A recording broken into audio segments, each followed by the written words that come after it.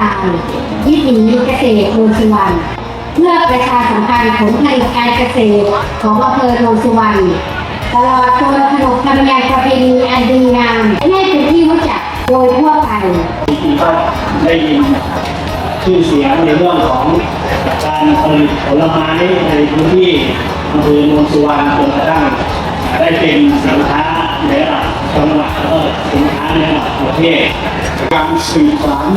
ยอดวิถีโนนสุวรรณของอำเภอโนนสุวรรณหรือที่พวกเรารู้ในงานของดีโนนสุวรรณในอดีตที่ผ่าน